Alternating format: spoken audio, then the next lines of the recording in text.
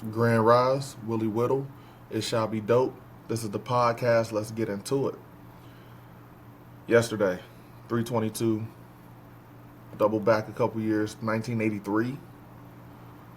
The kid was born.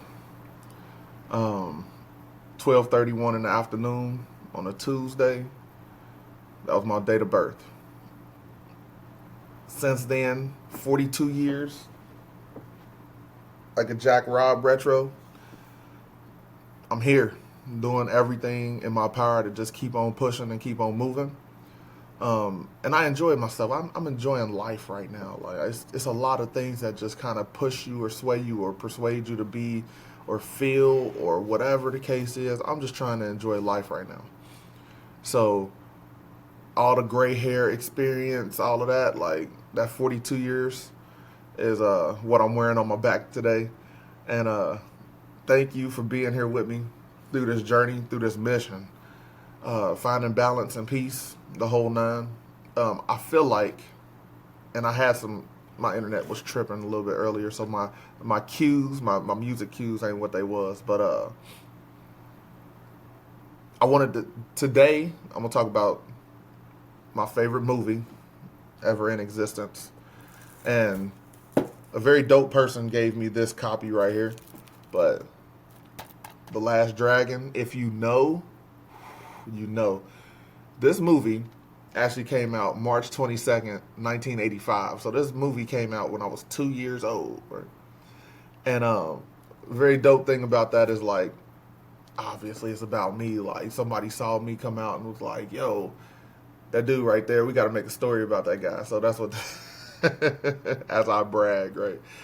That's what this movie is means to me. But I used to sit and watch the VHS of that movie at the house religiously, like just watch it over and over again. So it had to be in the collection. I super appreciate the person who gave me that copy. Thank you a lot. Definitely precious moment. Um, and nowadays I feel like I got the glow. Like, and if you got to watch the movie, but I feel like I got the glow. I feel like Bruce LeRoy when he realized he had the glow, and it took him a lot of thinking, overthinking, process, and training, practice. Right? He thought he was not equal to some of the people that he had to face. Right? He had a master at the start of the movie, and he told him there's one place that you have not looked, and it is there, only there, that you shall find the master, right?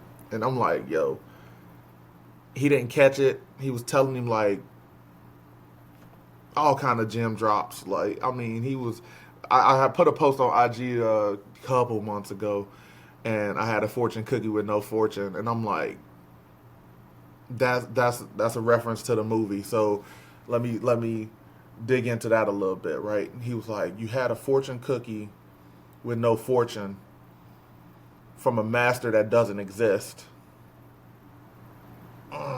That's so deep. Like, so he was like, so what is that telling you? What is that telling you? Like, what is these signs telling you? It means that you got all the tools that you need. You have everything that you need. You just have to step into that energy.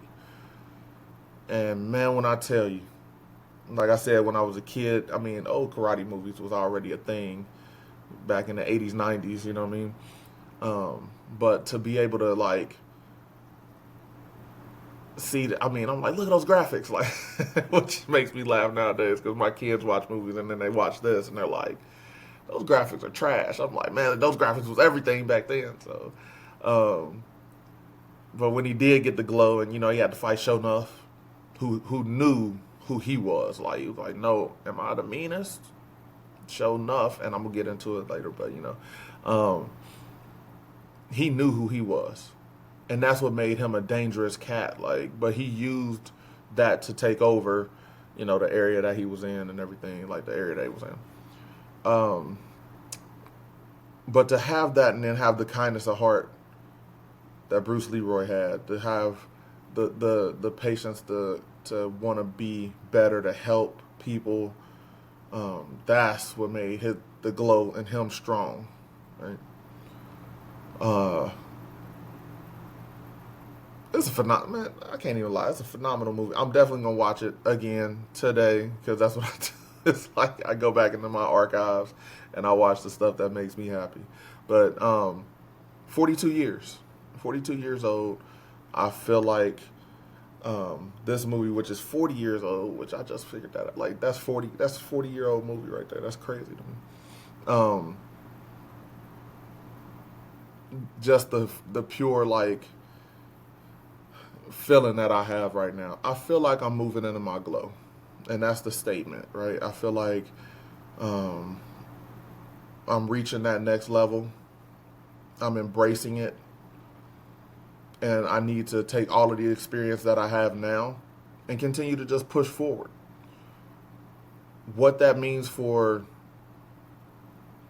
my future, I don't know, but I just know I'm going to do it with a lot of energy and a lot of effort. That's the best I could come up with right now, but that's pretty much all I need to come up with right now because I can't predict the future and I can't be a prisoner of my past. There's some things that I know I had to work on letting go and trying to, you know, trying to be not like this, or I don't want to repeat these things. At this point, it's going to be what it's going to be. I heard a message from TK Kirkland. It was a Instagram reel or whatever. And TK Kirkland said, your life don't start until you're about 42. Which is actually really congruent to something I heard a really long time ago when my mom used to sit there and watch like Oprah on TV. And this lady said like, your life don't start until you hit your 40s. And I was like, what? Like, I'm in my I'm like 12 or whatever it was. Like I was young. And I'm like, 40, girl? Like that's a long way away. Like, but now I understand it. So the TK Kirkland statement was you don't become a man until you're 42. Everything before that was experiences, was you practicing, learning, trying new things, developing who you are. And I was like, man, that's pretty profound given that, I heard it at my 42nd birthday was yesterday, but I heard it like a couple days ago.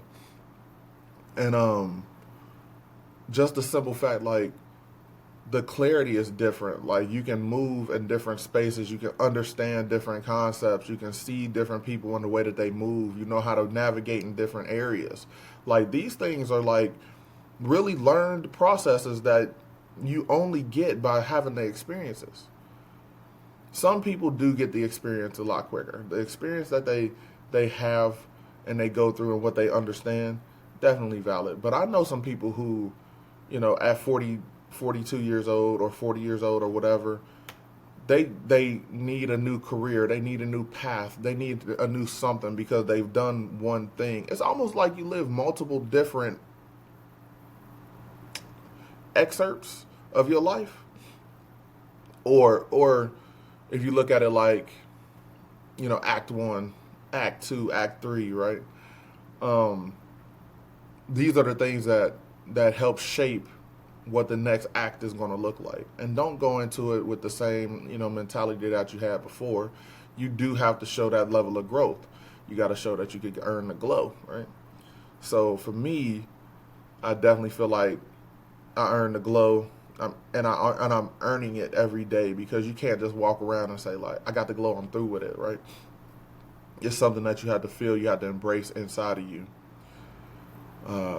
I think that me being 42 is going to be a great year. It's going to be a great year. I can feel it. I feel so good right now. And everything that I'm doing now is not even in the way of me trying to erase the past. It's me honoring the past, right? It's not when I said being a prisoner of your past, most people just say like, man, and I want to do this and I did this before, and they don't give themselves that grace. Me, I understand the grace, I understand the love, and I understand what I needed to learn from it, and I'm going to pursue everything that I need to from here on out. with that energy as a push, as a lift, right? It's part of what makes my glow strong.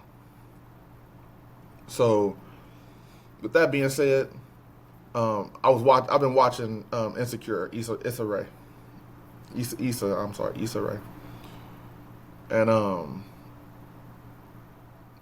her birthday, this was dope. I can't remember what episode it is because I've been like watching them all or whatever. On her birthday, she went, and Molly is her best friend, blindfolded her and took her somewhere for her birthday. And it was like, all right, where we going?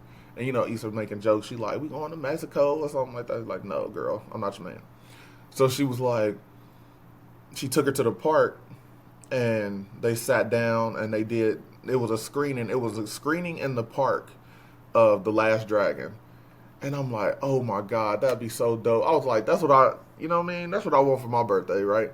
And I was like, man, I need to do that. So I need to start planning if I want to do like a park pull up or something that has like a showing of The Last Dragon. I'm gonna see if I can make that work out for somebody somewhere, for me somewhere, because I want it, right? And I know for a fact, like, this movie touched a lot of hearts, man. I'm not gonna lie to you, but I know it touched mine for sure. It's a permanent fixture in my heart.